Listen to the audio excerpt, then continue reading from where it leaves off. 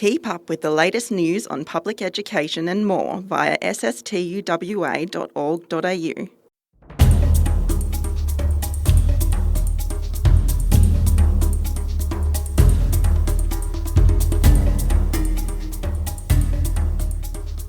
Hello and welcome to Western Teacher Live, the SSTUWA podcast, talking all things education. And I'm very pleased to be talking today with Vice President Sharmila Nagar about the referendum where Australia will decide whether to enshrine in the Constitution a voice to Parliament for the first Australians.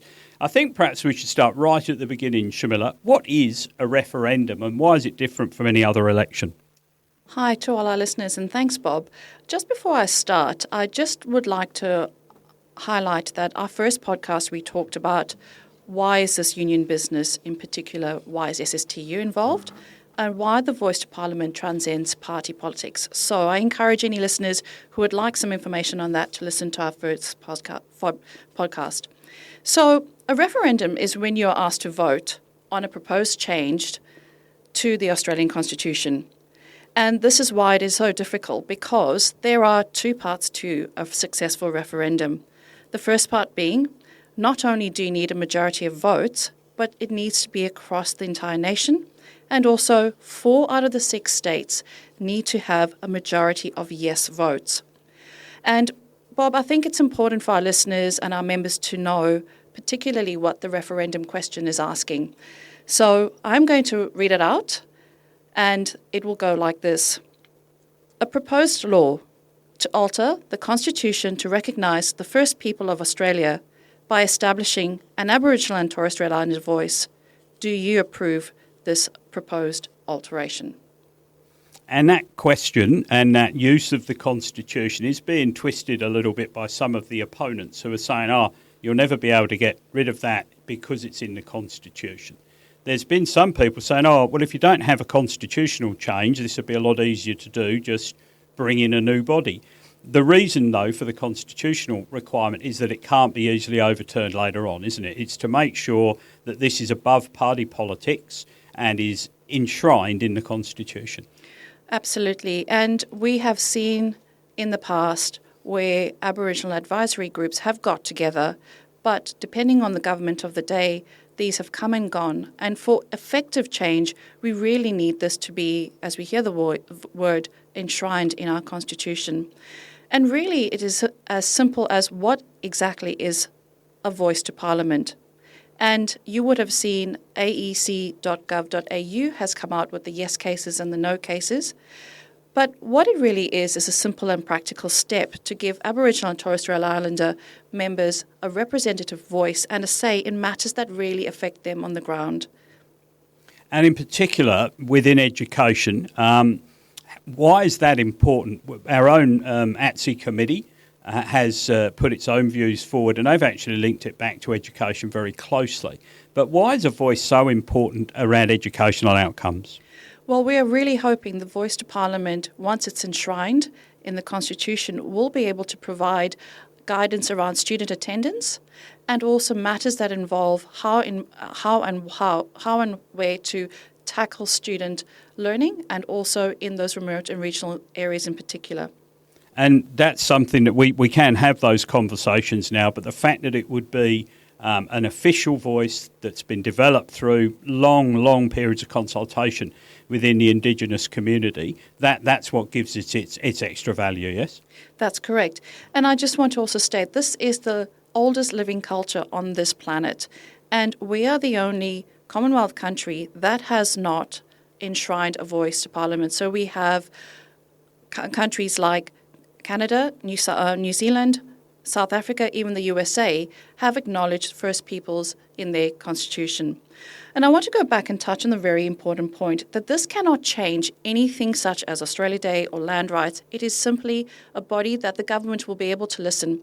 And Parliament or government may decide on the day that they would not want to agree with the voice, but at least they will have to stop and listen to what really is being said.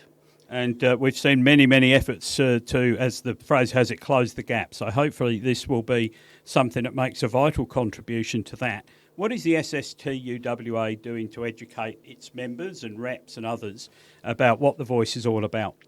So starting this term, we will have 6 Zoom sessions. The first one starts on the 7th of August, so look out for alert notification. And the first 3 Zoom sessions for this term will focus on information on basically what some of the areas we've covered today, but go into depth into how a voice will be a practical guide to education, but also what it will really mean for listening for better results. And then we'll have 3 Zoom sessions that will focus on campaign conversations. SSTU for Yes, in particular, will be a statewide event on the 21st of September, where we'll encourage all our members and branches to gather their information from our website and to really support the Unions for Yes campaign. And I believe we'll also be having a role for Western Teacher, the actual physical magazine in that process, because arriving with the August issue of Western Teacher will be those stickers, and we'll be encouraging members to wear the stickers and share the Voice's message. Absolutely. So you can either choose to do this before, but we would love to see everyone celebrating this on the 21st of September.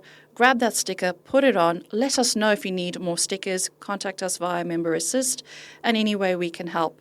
We will be putting out further information on about the 21st of September and how you can really do to celebrate this oldest living culture. And if you're out there listening to this podcast and wondering if that's going to make any sort of difference, similar sort of thing we did with a salary campaign last year, Give the Cap the Boot. Hugely popular, very widely shared, attracted a lot of media attention. So this sort of action really can help. And other aspects for our members, Sharmila, I believe they could get in touch with Unions WA, who are looking for volunteers to make phone calls and all those sorts of things, and they'll be door knocking later on in the campaign. So anyone who wants to get involved can in a variety of ways. Yes, for sure. And there's also the phone bank and Yes 23 website that you can go onto, which will steer you in the right direction. And there will be more grassroots conversations happening as we ramp up to the vote.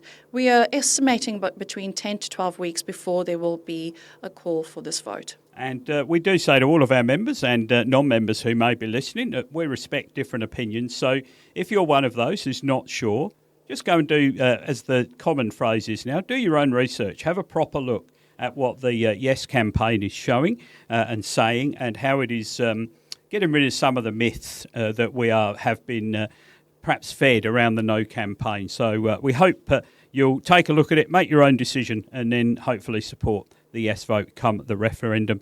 Sharmila, thank you very much for talking to us about The Voice. This has been Western Teacher Live. We hope you've enjoyed it, and we'll be back with you soon for some fresh podcasts. Western Teacher Live, what public education is about.